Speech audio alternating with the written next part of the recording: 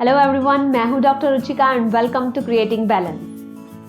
दही ऑलमोस्ट हर इंडियन घर में on a daily basis use होता ही है, क्योंकि दही के होते हैं बहुत सारे फायदे जिसके बारे में अक्सर लोगों को पता होता है। जैसे कि दही में बहुत सारे न्यूट्रिएंट्स होते हैं।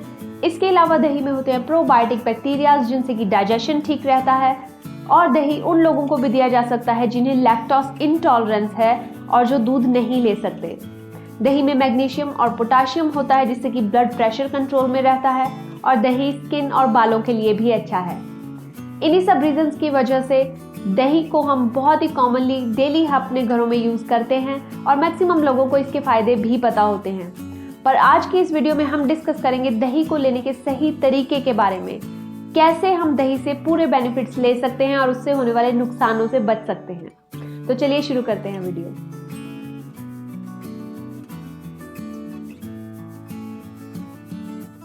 अब हम बात करेंगे दही लेने के सही तरीके के बारे में। ये तो हम सबको पता है कि दही में प्रोबायोटिक बैक्टीरियाज होते हैं जिनसे कि हमारा डाइजेशन ठीक रहता है और हमारी इम्यूनिटी भी बढ़ती है।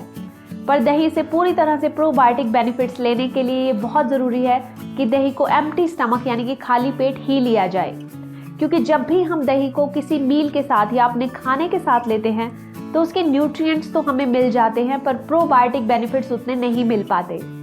और दही में प्रोबायोटिक बेनिफिट्स को बढ़ाने के लिए ये ज़रूरी है कि हम उसमें या तो शक्कर ऐड करें या गुड़ या मिश्री, पर कभी भी नमक ऐड नहीं करें। जब भी हम नमक ऐड करते हैं तो दही के जो प्रोबायोटिक बैक्टीरियाज होते हैं वो कम हो जाते हैं, वो डिस्ट्रॉय हो जाते हैं, इसलिए प्रोबायोटिक बेनिफिट्स हमें नहीं मिल पाते। तो जब भी हम दही को प्रोबायोटिक रीजंस के लिए लेते हैं तो ये बहुत ज़रूरी है, एक तो हम उसे एम्प्टी स्टमक लें और दूसरा उसमें नमक ऐड ना करें, या तो उसे ऐसे ही खा लें या फिर उसमें शक्कर, गुड़ या मिश्री ऐड कर सकते हैं। अब बात करते हैं कि किस प्रकृति के लोगों को दही किस तरीके से खाना चाहिए या फिर उसमें क्या ऐड करना चाहिए। जिन लोगों की पित्त प्रकृति है, मतलब जिन लोगों में ज़्यादा बॉडी हीट रहती है या फिर जिन्हें एसिडिटी रहती है, उन लोगों को दही में शक्कर ऐड करके लेना चाहिए, क्योंकि शक्कर जो होती है उसमें कूलिंग प्रॉपर्टीज़ होती हैं और ये बॉडी की पित्त को कम करते हैं। इसलिए जिन्हें पित्त प्रकृति है, जिन्हें ज़्यादा बॉडी हीट रहती है, उन लोगों को दही में शक्कर ऐड करना चाहिए। जिन लोगों की वात प्रकृति है, मतलब जिनमें इनडाइजेशन या गैस की प्रॉब्लम रहती है, उन लोगों को दही में ऐड करना चाहिए थोड़ा सा सेंधा नमक या जीरा पाउडर या ब्लैक पेपर, काली मिर्च, वो इन 3 चीज़ों को दही में ऐड कर सकते हैं।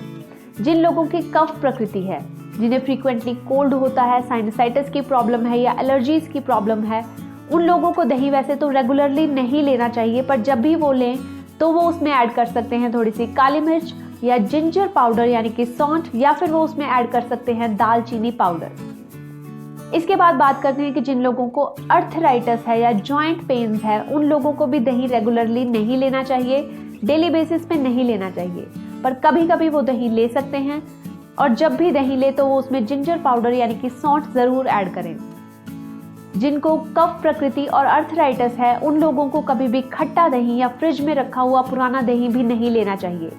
जब भी वो दही ले, वो दही फ्रेश होना चाहिए, मीठा होना चाहिए और गाय के दूध से बना होना चाहिए। दही को कभी भी रात को या फिर रेनी सीजन में नहीं लेना चाहिए। इन दोनों टाइम में दही को अवॉइड करना चाहिए, क्योंकि इन टाइम्स पर दही लेने से बॉडी में जो कफ दोष होता है वो बढ़ जाता है। इसके साथ साथ दही को कभी भी गर्म भी नहीं करना चाहिए, क्योंकि गर्म करने से दही में जो प्रोबायोटिक बैक्टीरियाज होते हैं और जो उसमें न्यूट्रिएंट्स होते हैं वो भी डिस्ट्रॉय हो जाते हैं। तो दही को कभी गर्म नहीं करना चाहिए।